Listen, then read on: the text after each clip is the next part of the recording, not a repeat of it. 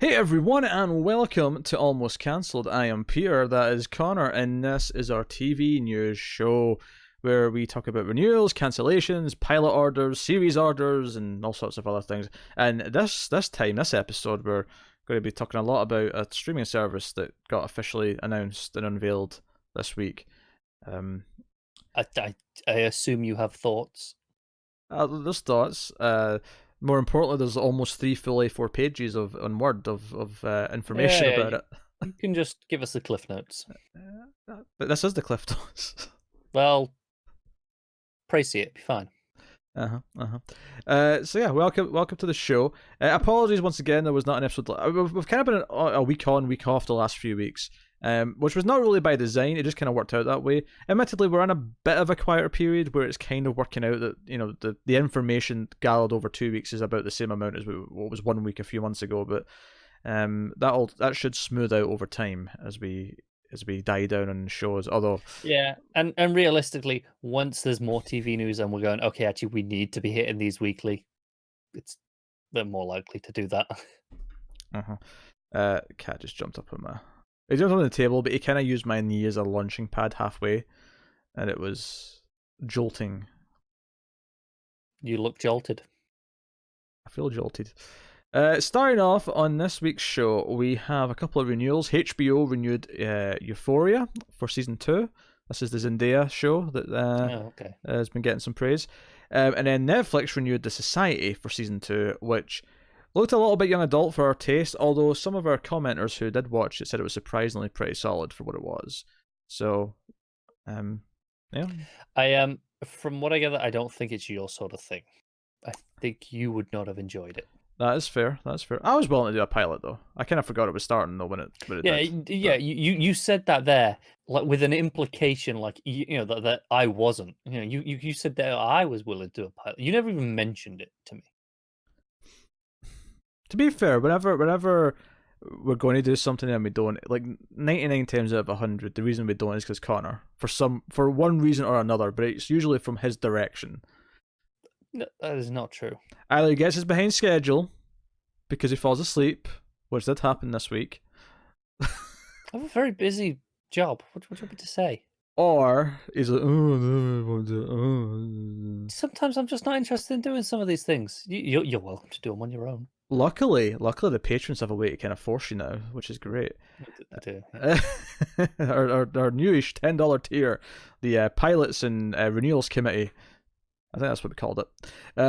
Other news for premiere dates here, both which are very relevant to our content. Mindhunter Season 2 is launching August 16th on Netflix. And we knew it was going to be August, although it was getting close enough that I was starting to wonder if they maybe pushed it a little bit. But no, here we are. It's actually earlier in August than I thought it was.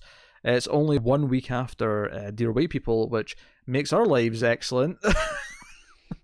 Pricks. I'm excited it's coming back though. I like season 1 a lot. It's been so long, but I do remember liking it a lot. Almost 2 full years. It was November 2017. Season 1 came out. Yeah, this is a long ass time. Yep. And then was it October? Maybe October, but it was around that time. And then the Deuce season 3, final season as well. That is going to be back on September 9th on HBO. So obviously, we're looking forward to that. That's been a very strong show in its first 2 seasons. That's pretty consistent time of year as well, if I recall. Yeah, I think so. I think season 1 might have been slightly earlier than 2 and 3, but other than that, I think 2 was also September that it started, right? Yeah, I think 1 was like August, and then 2 and 3 were September. So very, very consistent. I mean, it's HBO though, because unlike a streaming service, they're a bit more consistent. I mean, I say that obviously they've got Westworld taking up tons of time, but yeah, and you had Game of Thrones took ages, obviously, for that last season. But to be fair, Game of Thrones was pretty consistent for the first few seasons, right? For the first couple of seasons, yeah, I think so. Yeah, and then all of a sudden, no, do you know what it was? 5 years ago, there was a concept on TV that you had to hit pretty much the same time every year, right? You were a yearly cycle. And over the last few years, the rise of streaming services pretty contributed to this. People have kind of not given a shit too much anymore. It's like, well, it's ready when it's ready. Which is why we don't have Better Call Saul in 2019. Bastards. Don't remind me.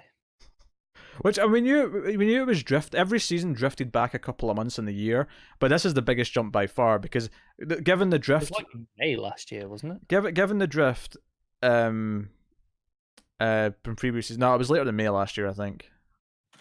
Sure. Well, maybe it started in May, but if I remember it being like around in September still. No, I think it was later. No, you're right. I must be thinking of season 4.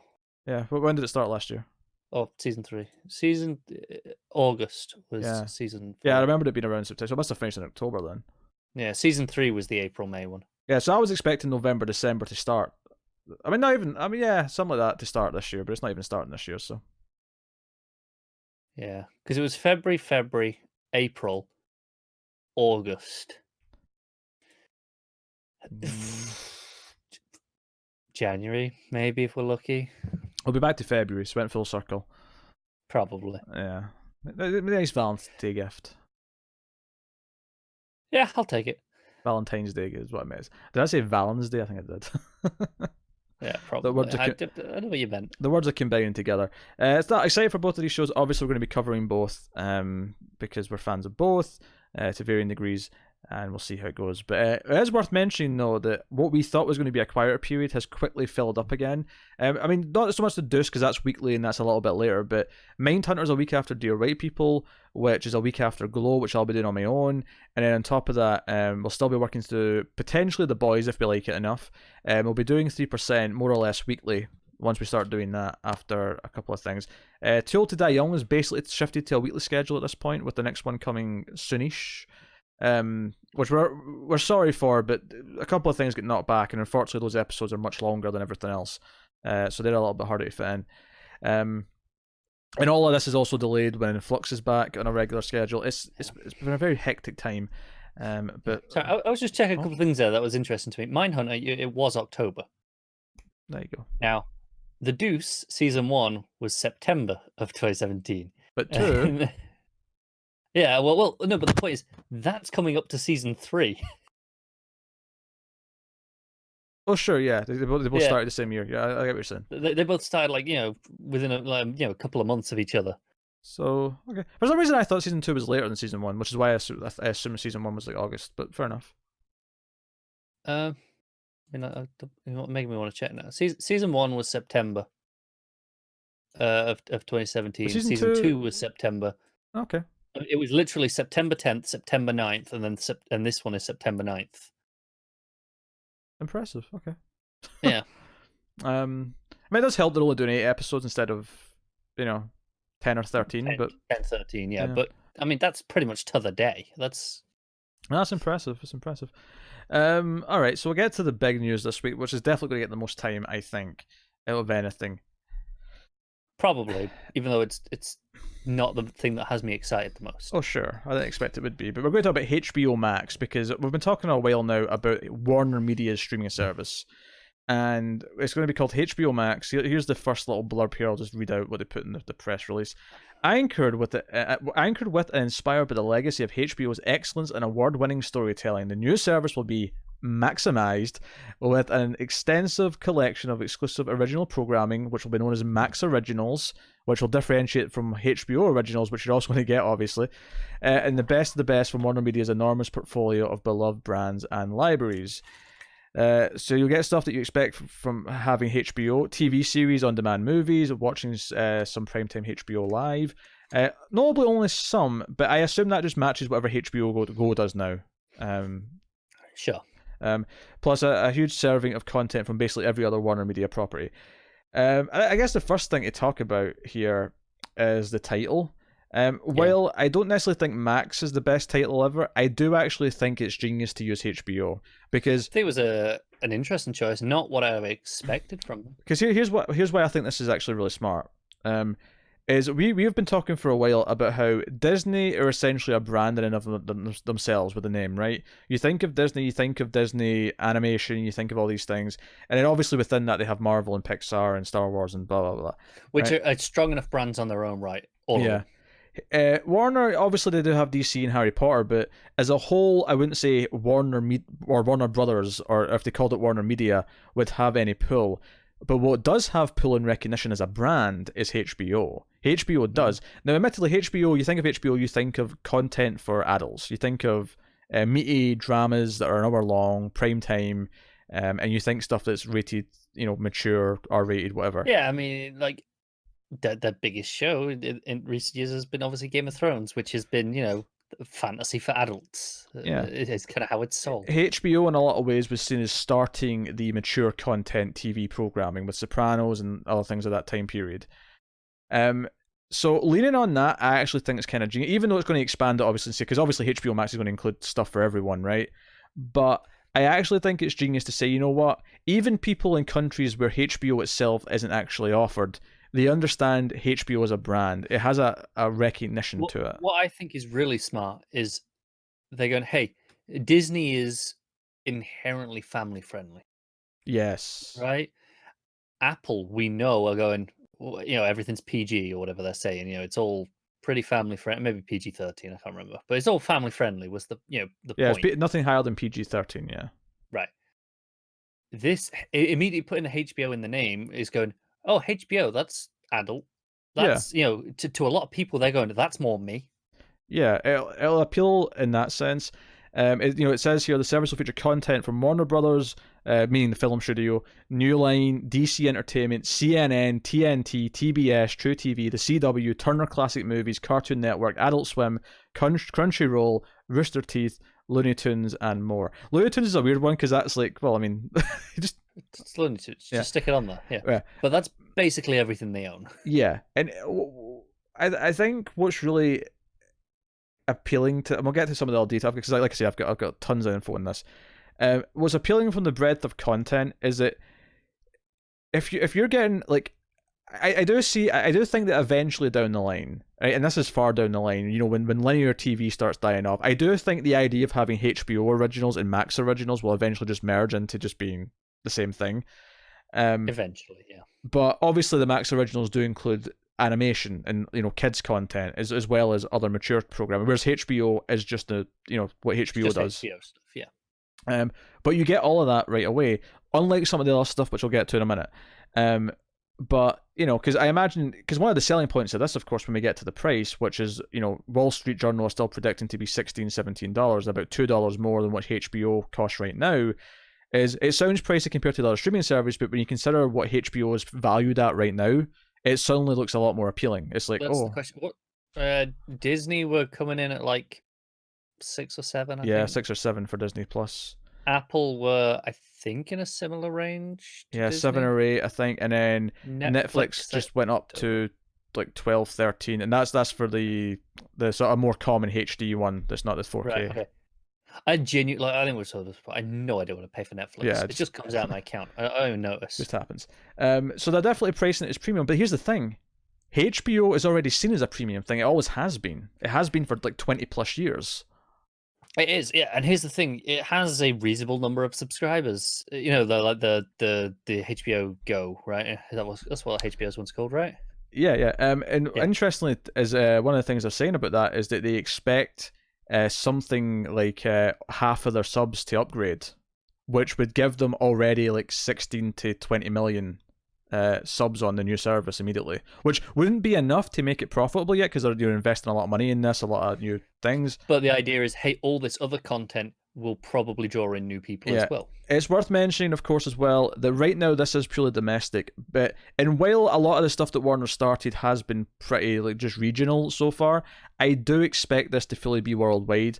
I think the only reason why it's not immediately, because they're expecting to launch in spring 2020, is purely because they have so many international deals right now. I feel like they're waiting until, because surely if they're competing with all these other services, pretty much all of which are worldwide now, or will be worldwide, I feel like that is the expectation, to cut out the middleman and do it themselves eventually. It's just that they can't right away because they've got so many deals in so many places. There was definitely something in there that implied international, right? Eventually, yeah. Right now, they're just, because they said that there's going to be an event in the fall, which will announce more details. They might announce international plans then. When they get to that. Because I think, like you mentioned, maybe you've got this coming up. You mentioned CW earlier on. Yeah. Now, obviously, people might be aware, they actually have in the US domestically have agreements with Netflix already, where all the CW shows go on there. Yeah, Like let me week explain after. this because there's a caveat to this as well for domestically. So all the deals they've got in place with the CW are still valid, and because of that, all of the current CW shows which go on after the season is done will not begin on their own service. And the way it's described in the information I've got here is that Netflix have the rights to those shows for a few years after the show's end.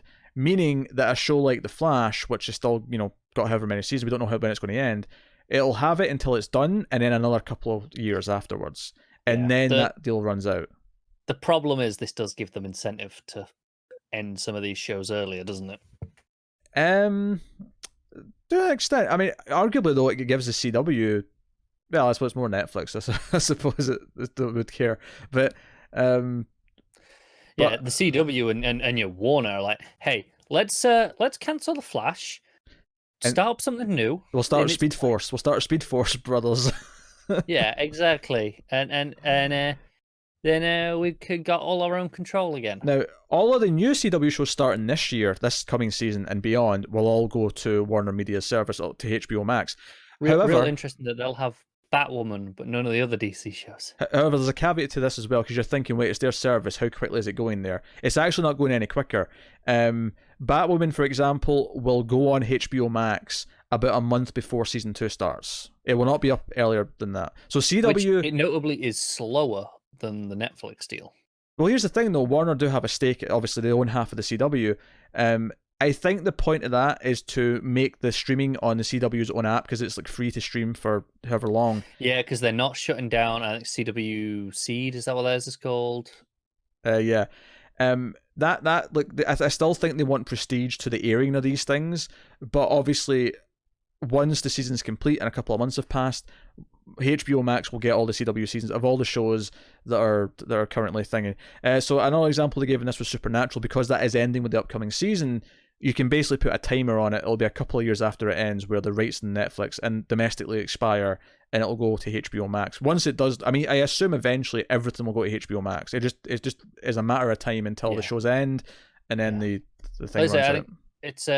It's interesting to me that it's a longer win, like say, a couple of months before the new season, whereas the current Netflix deal is 1 week after the season ends. There you go. Netflix must be paying a premium for that. Yeah, well, what I was going to say is that's them driving up the price, right? They can sell it as more valuable because it's that quick. Whereas because it's their own service, they can basically decide what are we comfortable with? What do we want to give it to them, time-wise?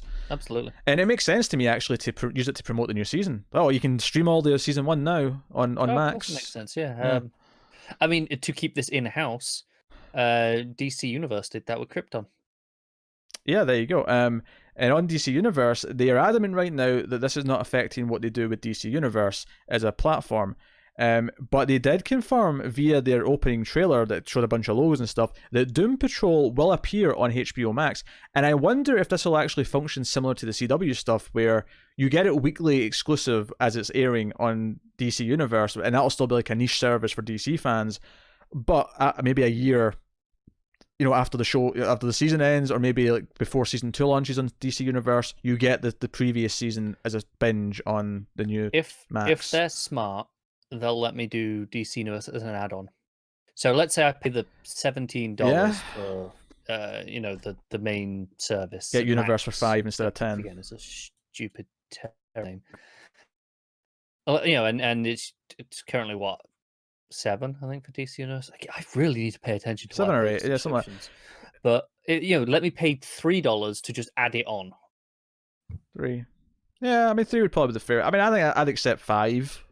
Sure, yeah, but like whatever, just a reduced rate. As a hey, I'm already paid, rather than make me pay full price for both. If I'm already on your main service, just let me do it as like a cheaper add-on version. Yeah, that would be smart. That would be smart. I would incentivize people to maybe get. So let's say Doom Patrol. Let's say they're gonna do a season 2, because we want a season 2, right? Season 2 is coming to DC Universe next year, hypothetically. 2 months before that, they drop Doom Patrol season 1 on Max, and they're like, hey, you want season 2 weekly? Go check out DC Universe. Here you go. You can get it at a reduced rate. Yeah, I either do it that like they're doing the CW shows where they drop it a month or two before the new season, or they just have a flat thing where once the season is done on DC Universe, 6 months later it'll be on Max. I think that's more likely because it's less consistently scheduled than the CW. Yeah. So it'll just be like a flat, you get it live at its airing, and then it's still another 6 months after that before it's on the thingy. So you get some exclusivity. It does still devalue it a little bit because how many people will be like, yeah, I can wait. Probably a lot, but Yeah. that's why I think DC Universe needs to shift to push its comics angle a lot more. Well, that's the argument, is you're also getting the comics with it. So, so that's good. So let me just, let's skip ahead to some of these points. It's worth mentioning because of this service, they are going to be pulling a lot of their shows and stuff off of other services in the next year. The one that keeps, is obviously Friends. Yeah, that keeps coming up because even this past year, I believe it was the second most watched thing on Netflix. And in general, entirely, it was the second most watched thing on Netflix. So Friends is still a big deal. They mention Fresh Prince of Bel-Air, Pretty Little Liars, and a few other things.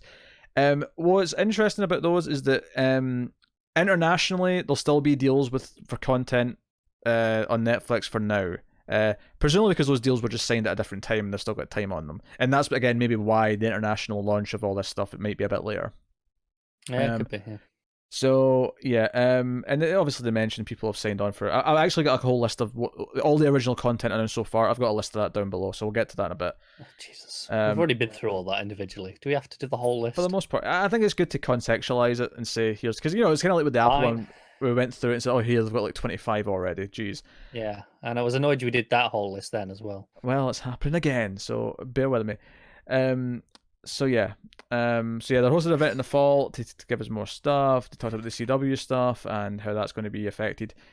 So we talked about that, and then and the upside, of course, is the price, which is just a couple of dollars more. It won't change DC Universe. Yeah, I kind of naturally got to a lot of this. So which does lead us on to the original programming. So the original programming that's been announced so far. And a couple of these are movies, but I just kept them on here for the sake of thinking. So Greg Berlanti is going to produce 4 movies in the young adult genre for HBO Max. So there's going to be 4 original movies coming from him. Reese Witherspoon's Hello Sunshine company will produce at least 2 films for the service. Dune the Sisterhood, which obviously Denis Villeneuve will be involved in. Working on tying into his movie. Yeah, Tokyo Vice, we talked about that. That's the Tokyo police show with Ansel Elgort.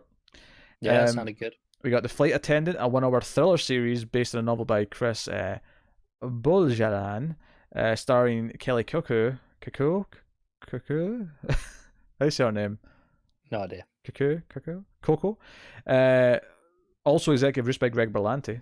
Okay. Of course it is. Man's getting a lot of Greg Berlanti. He's everywhere. Yeah. Love Live, a 10-episode half-hour romantic comedy anthology starring Pitch Perfect star Anna Kendrick, who will also executive produce. Suddenly I'm interested. Yes, of course you are.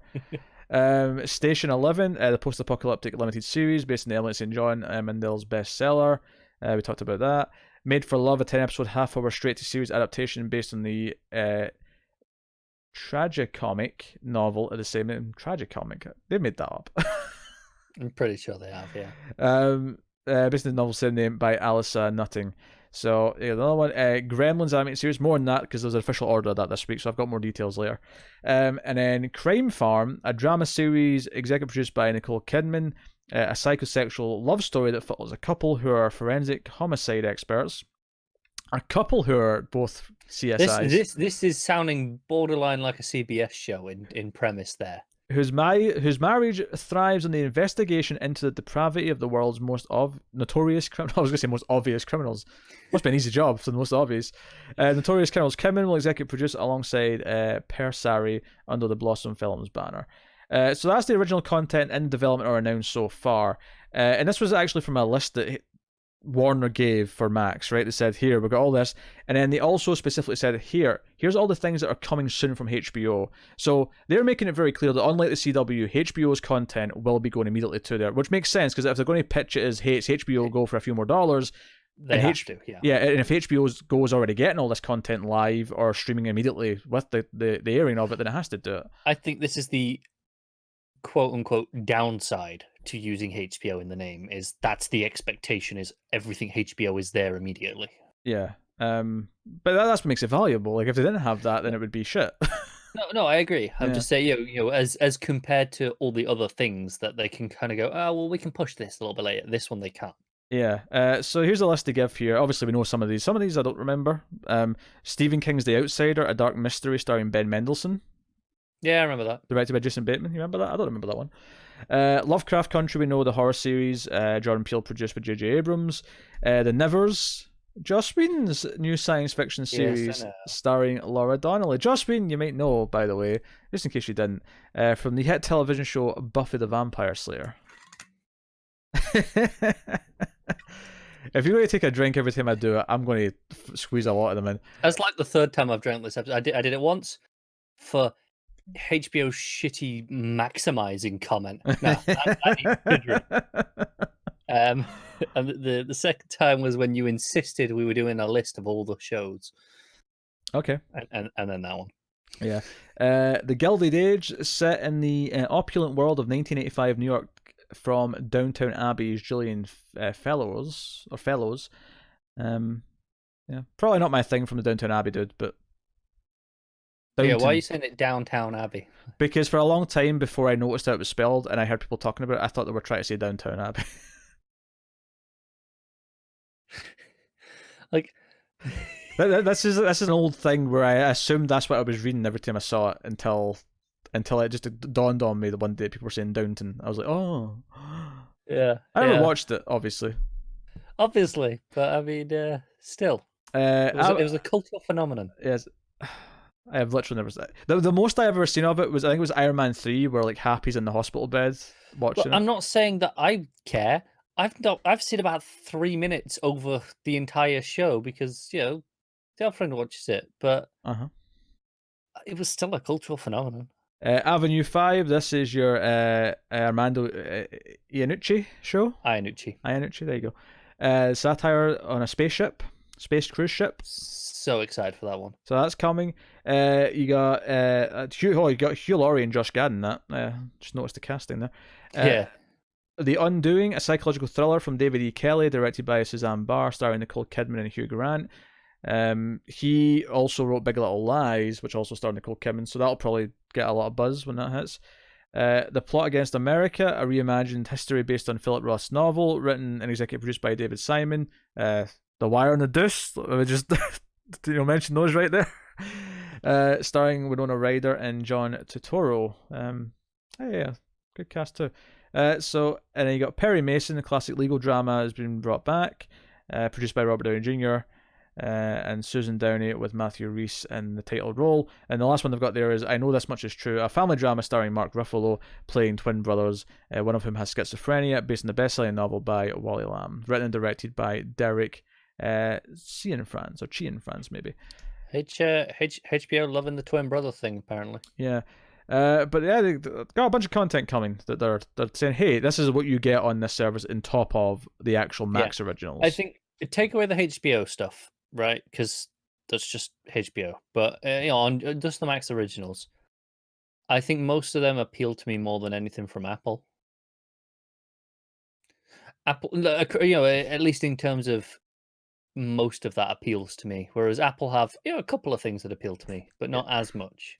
I mean, if you took away HBO out of this equation, then they'd have to charge about $7 or $8 like everyone else. Because you say here's the library of all the other stuff, and you get like the CW shows a year later, you get movies 8 months after they've been out, and that's your service, right, for about $8 a month.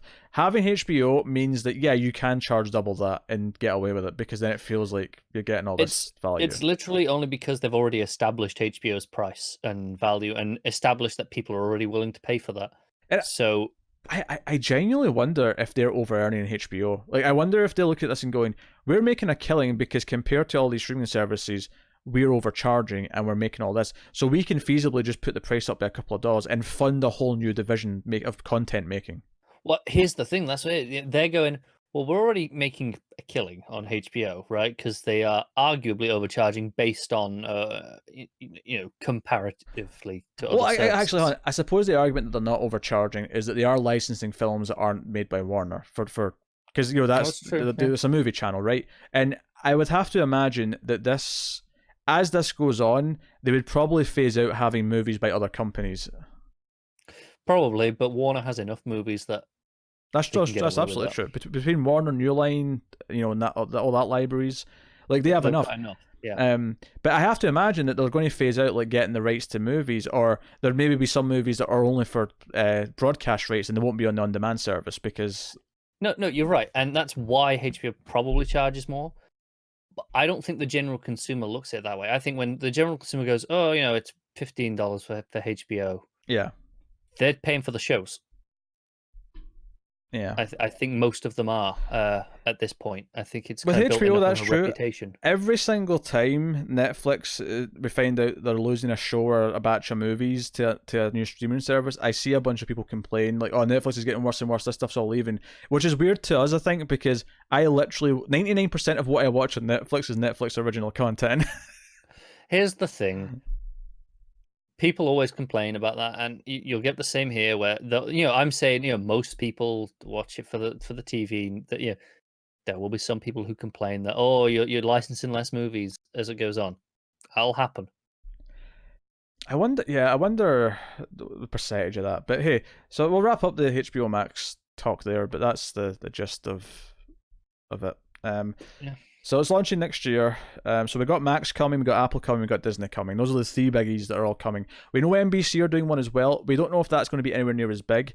If it ends up including all of Universal's movie library, then it maybe has a chance of competing. Although you can't charge as much for it, I don't think, because it's not. Because I don't think we've heard about any original content for that yet, but I could be wrong. Not that I know of. We know they're pulling their shows for it. They're pulling The Office and other things for it, but Yeah. we'll see. But yeah, it's definitely going to become a thing though, where people are going to say, okay, I'll have 2 or 3 streaming services at a time, and I'll swap around based on who's got what when, kind of thing, Yeah. and what I want to binge watch.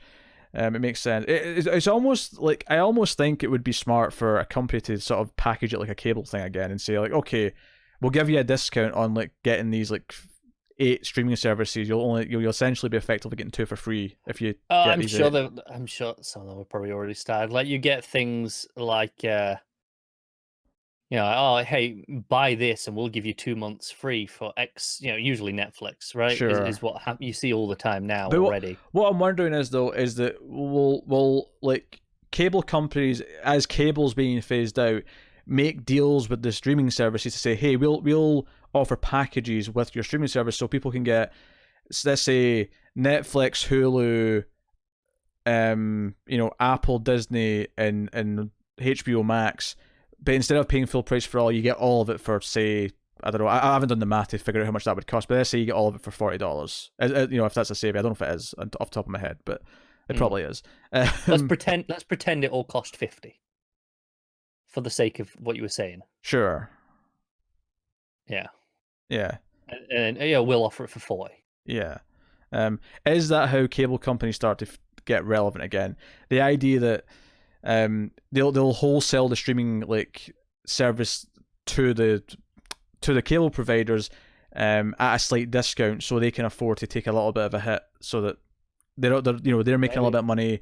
And I don't know, because we're at a point now where there is going to be oversaturation, where funding all these streaming services is going to be an issue for people who they can justify a few. I mean, I think I'm at the point now where, depending on things, I have probably 4 at any given time between different things, including like other things that aren't strictly what we're talking about here, like like a music sub or whatever. Yeah, like Spotify or whatever. Yeah. Yeah. No, between me and the girlfriend, we've probably got 6, 7. Yeah, and some of those will be rotating depending on what. Yeah.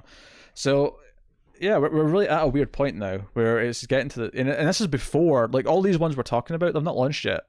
Max is not launched yet, Disney's not launched yet, Apple's not launched yet. And they're going to be 3 of the biggest once they launch. Yeah. So yeah. In fact, just on streaming services, one that was around for 2 years is ending, and this just makes sense. Disney are shutting down FX Plus, which was an FX streaming service. Didn't even realize it existed. I think we talk about. I literally remember vaguely talking about this 2 years ago when it launched, like in the news. We probably did. It sounds like the sort of thing we would mention, but that was 2 years ago. But it was basically just $5.99 a month, and you got all the FX back catalogue and new shows showing up. But because obviously Disney own them now, they're just going to put all that content on Hulu instead. So might as well. Honestly, it's better value. You get all the Hulu stuff plus all of FXy stuff for not much more in price. The thing is, there's a balancing act for these companies, isn't it? They want to split up into whatever they can to get the most money out of you, but they have to make them appealing enough to make you want to sign up. I think it's in the interest of all of these companies to not fragment it themselves, because it's already fragmented enough with all the companies doing their own service. I think this is smart on their part for saying, okay, we're going to have Disney and then Hulu for the adult stuff. Let's just take all the FX stuff and put it into Hulu and just... Oh, absolutely. I just mean as opposed to, say, Warner, who kind of seem to be just... up until this, we're like, everything goes, right? Yeah. And there's no mention actually in the Warner stuff in the HBO Max of a tiered system, which was rumored for a long time. I wonder if that'll still end up being a factor at some point. We might hear about it in the fall press. Is this 1617 the top package where it includes everything, or are they suggesting that what we were even joking about earlier, that they could add on DC Universe as a tier and it'll add on a few dollars kind of thing? Remains to be seen. Or is it a case that'll be a light package where it'll take away HBO and it'll take away, some of the other like subdivisions, like the CW or the... Well, see, that's the thing. I think HBO is the one thing they can't take away in those other packages now, because they've named it HBO Max. You can't take away that because that's your core premise now. I wouldn't be surprised if it's actually the $16-17 is the base one, and that there's more extra stuff on top of that, like DC Universe, like their Boomerang service. Although I don't know if that gets original content, and honestly, given that they mentioned Cartoon Network, didn't they? Yeah, I expect the back catalogue to be on HBO Max, so Yeah. I don't know, we'll see. So yeah, moving on. Bit of news. I knew you'd be annoyed if I didn't mention this. Jay Bayona has signed up to do 2 episodes of Lord of the Rings, direct 2 episodes. He's also going to produce. He worked on The Orphanage, The Impossible, and most recently Jurassic World: Fallen Kingdom.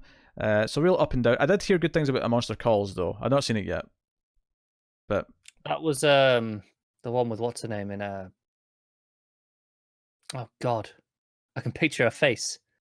I can't remember who's in it, but it's about a kid in a big tree thing. Big tree monster. She was it was her from Rogue One. Oh, Felicity Jones? Yeah, pretty sure that was her. Okay. There's a director update for that then. Moving on. Yeah. So here's actually some good news, and I'm genuinely pleased about this. So do you remember Wynonna Earp? Like season 4 was renewed. Apparently, season 4 and 5 are both renewed. I didn't even realize that. I only knew about season 4. But production never started on it because IDW Entertainment went into some financial troubles and couldn't fund it. And I kind of was worried that would just meant it was cancelled because it was just going to fade away and die now. Luckily, production on the 4th season is about to start. It's not coming now till the actual finished season is not coming till summer 2020. So it's essentially skipped a year because of this trouble. But they're finally going to start shooting. A new company stepped in to help co-produce. Where are we? Cineflix Studios has come on board to co-produce with Cineflix rights, handling international sales for all 4 seasons of the series. IDW and 724 are still continuing to produce it.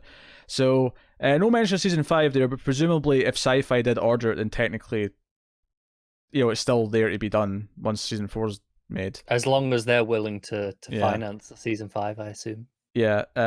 So this is good news. I enjoyed what I saw of Wynonna Earp. It got better over season 1, and it's probably something that I'm going to happily binge watch at some point. So I'm glad that they're getting the season 4 done, and that presumably, because given what Sci-Fi did with Killjoys and a few other shows, I expect they probably announced 5 as the final season. So hopefully they get that 5th season and they can wrap it up.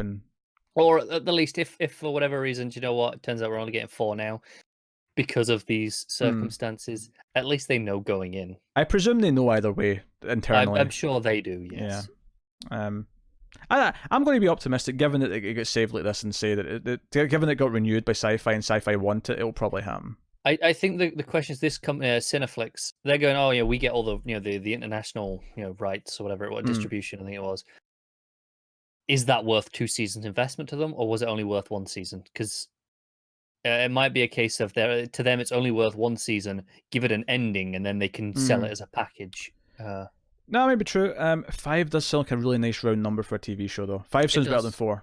And I'd argue that that's a fact. 5 in a lot of ways sounds better than 6. 6 is a really weird number. I feel like 5 and 7 are the 2 numbers that I always think of when I think of what a good, full, healthy show looks like season-wise. I don't know why, but 5 and 7. No, you're not wrong. I think 5 feels like, okay, you got a nice rounding. 6 feels like, okay, you pushed your luck, but you didn't quite manage to get any further. Yes. Whereas 7 feels like, no, you did good. You got 7. Yeah, 7's a great run. Then you do Supernatural and get bloody 15. I think 16 is the last one coming up, is it not? 16? I don't know. I lost count after like 8. Next up, I hope you like Mia Smoke on Arrow last season, because Catherine McNamara has been made a season regular for season 8, for its final season. You personally already know how I feel about this, because you sent me a link with some other little news, which excited me a lot, and I responded by telling you this little bit and how much I was not happy about this, because this confirms we are doing future shite. It does, doesn't it?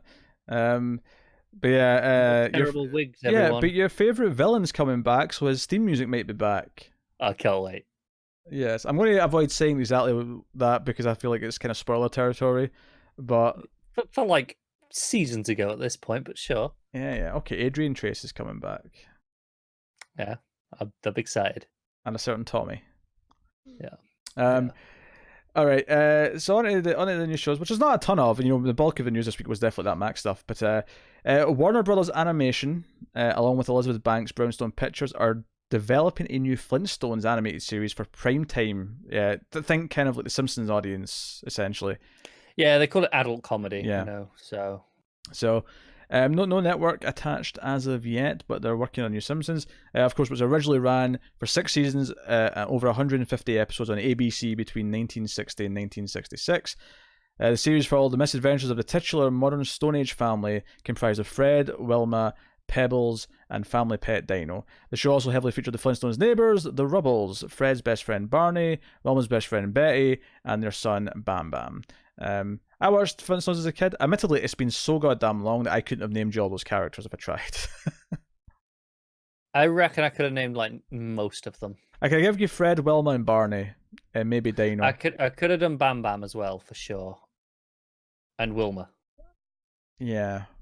It's been such a long time. I can just picture him, the banging on the door, screaming it. Yeah, I also remember the movie from the early 90s. I saw that as a kid. Unfortunately, yes.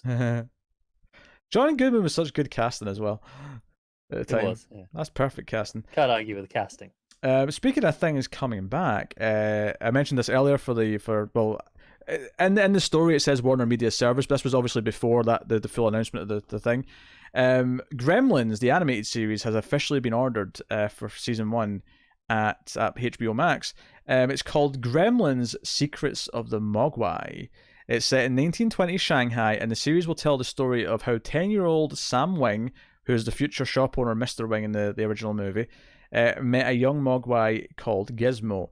Along with a teenage street thief named Ellie, Sam and Gizmo take their perilous journey through the Chinese countryside, encountering and sometimes battling colourful monsters and spirits from Chinese folklore. On their quest to return Gizmo to his family and uncover legendary treasure, they are pursued by a power-hungry industrialist and his growing army of evil gremlins. Half-hour series was given a 10-episode order at the streaming service. Zi-Chun, I was so focused on getting that first name pronounced correctly that I gave the wrong vowel in the second one. Zi-Chun will write the series and serve as executive producer. Daryl Frank and Justin Favley of Amblin Temple Television will produce alongside Sam Register. So I don't know if this will work for me as an adult now, but I will say if I was a kid when this came out, I'd have been in love with this concept. Yeah, I get that. As an adult, I don't know, but I have no huge attachment to Gremlins. Shocked, I know.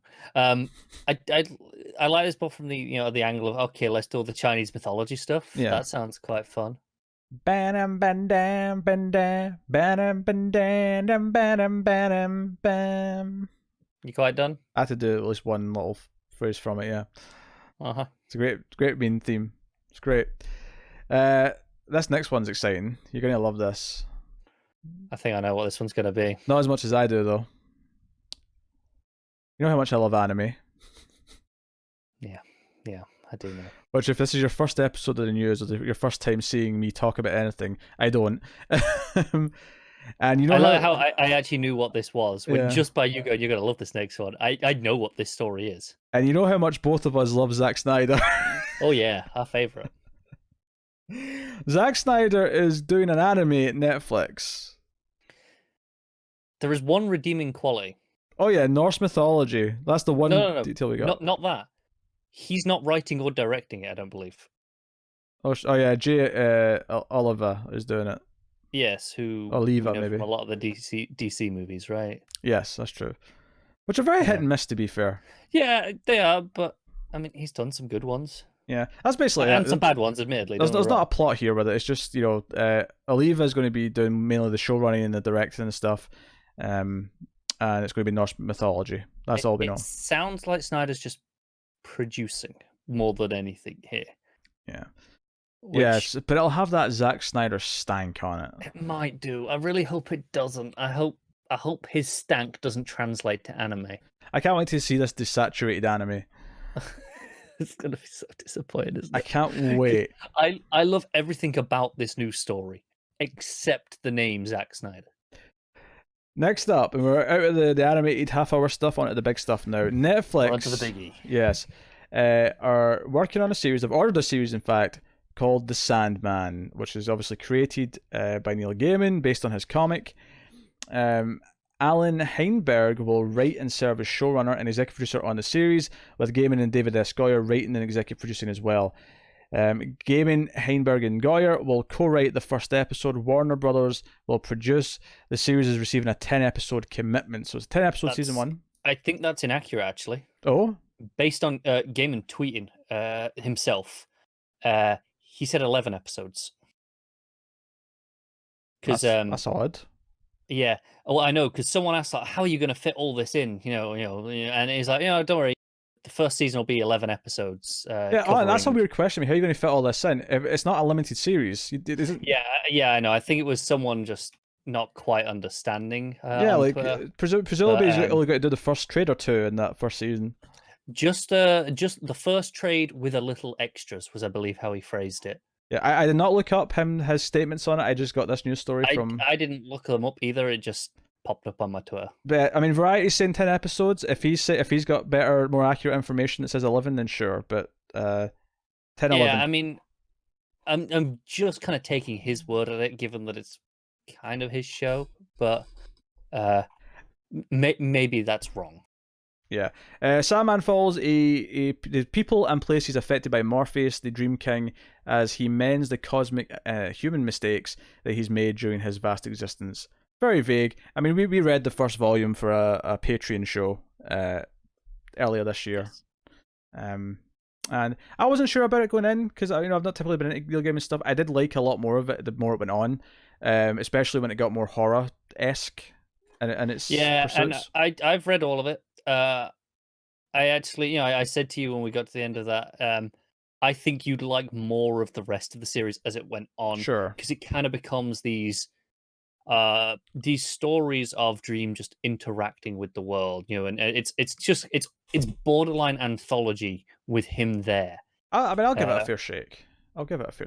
Yeah, and I'm very excited by this because I know the game has often said that that first story was the bit that he dislikes the most, looking back, because it's it's the roughest things he would have done differently.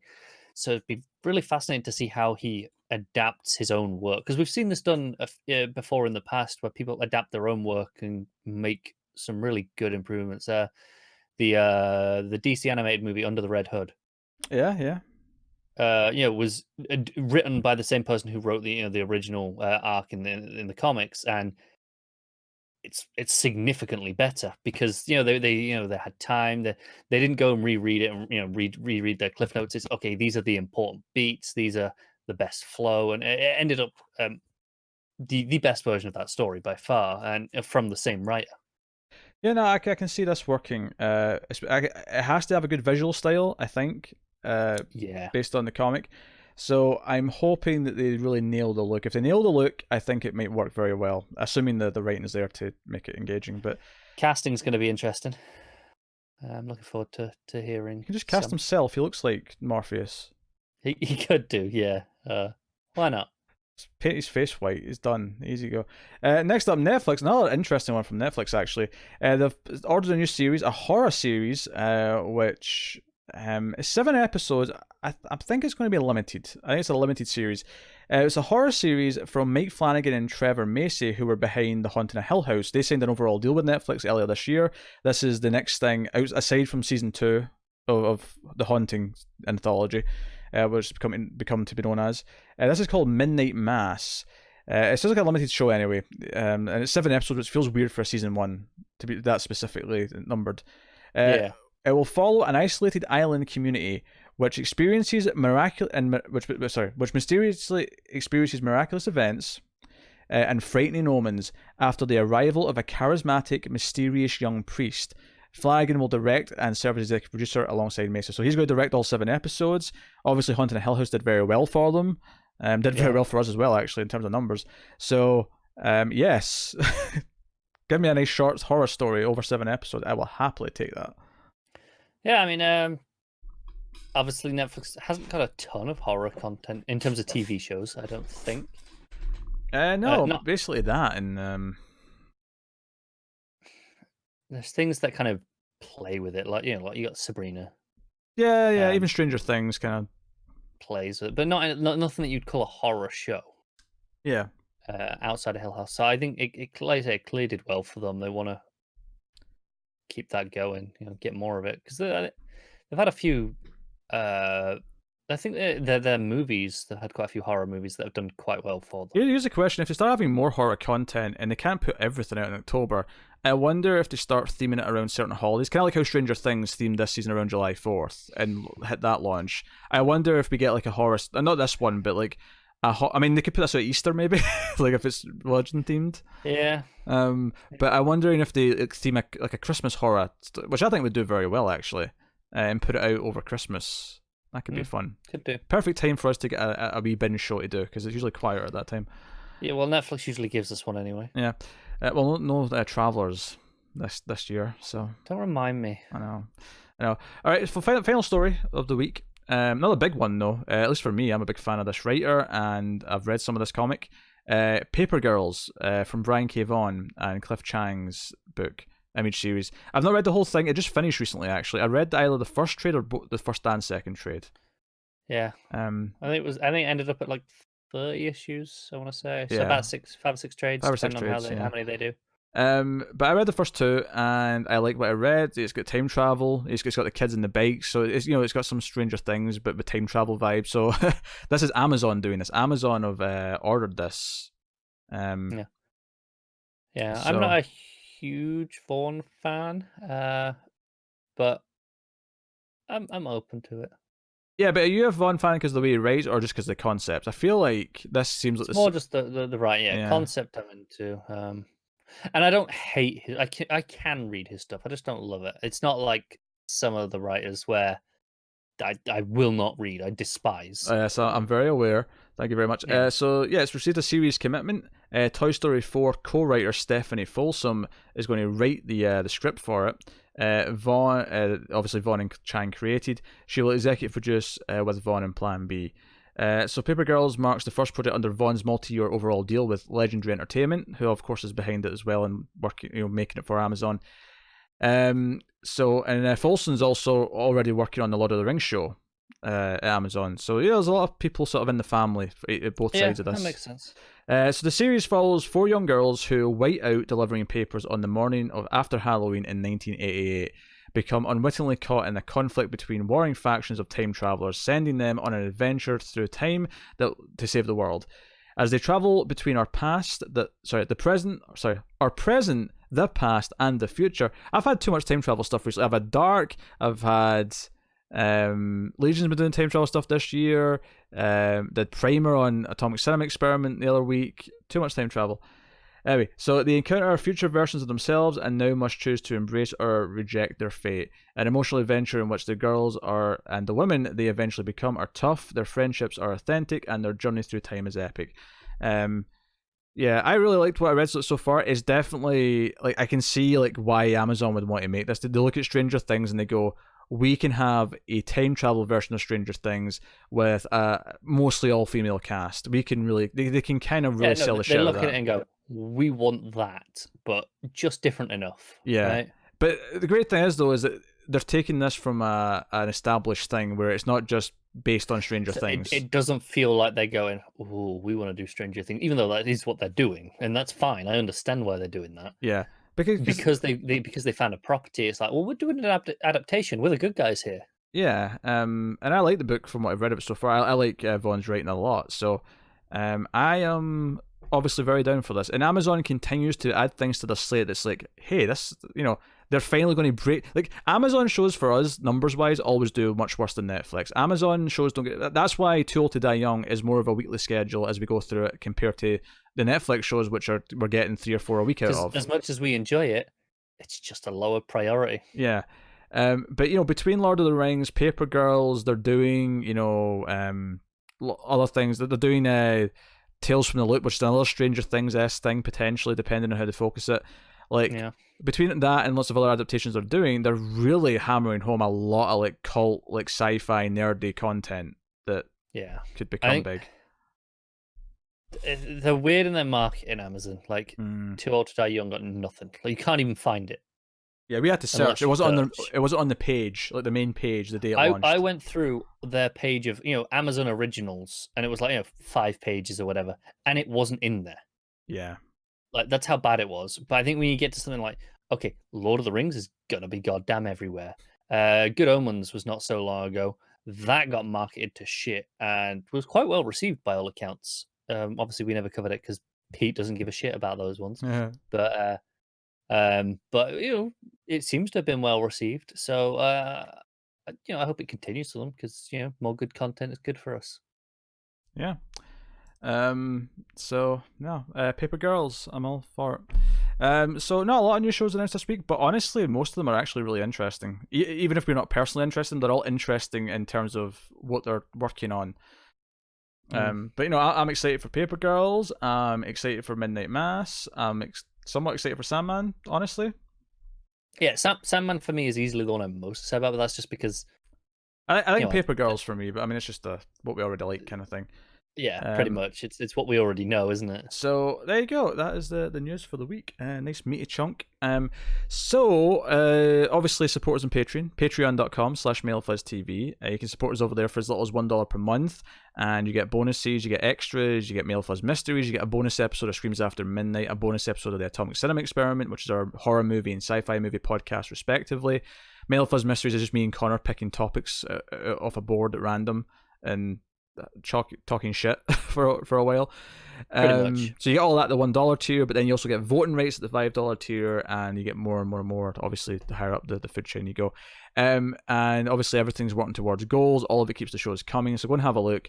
But you can also support us by liking, subscribing, rating the audio version of the podcast on Apple Podcasts or wherever else you listen to this. Helps us out a lot. Obviously we always talk about what TV shows where content's going up review-wise, which again, you can get obviously on the YouTube page, or you can get spread through 2 different audio podcast feeds. One is the Netflix audio reviews feed, where all the Netflix shows go, and one is just Almost Cancelled TV reviews, where all of the other TV shows go, basically. You can get links to both of those on the Patreon. There's a nice handy link at the top. You don't have to be a patron. You don't have to be giving us money to get those links. They're just there for convenience sake at the top of the page. It's just an easy way for us to have them consistently there. Has a list of all the shows, all the links. So yeah, Stranger Things we're working through this week. So we just put up episode 5 of that at the time of recording. 6 will be on Sunday, so look forward to that. We are working through Too Old to Die Young once per week, more or less. It's been over a week since the last one, actually, but we're going to fit in the next one as quickly as we can. We have it scheduled. Yeah. We are, of course, doing episodes per week of Handmaid's Tale, Big Little Lies. I'm doing Legion on my own. This week's Legion is very late. I apologise for that. It will be coming soon. He forgot. No, I didn't forget. The day I usually do it, I had to do the stream that I normally do on Mondays on the Wednesday. What about the day after? Okay, the day after I forgot. That is true. But that's only because I'm not used to doing it in that day. It's coming. So that's coming. And yeah, so yeah. So all those shows. And I'm sure I've forgotten about something, but that's Shield. Agents of Shield. That's every week too. There you go. But that's us. So thank you once again for watching or listening. We always appreciate it. Keep watching TV, guys. Have you got any vanilla?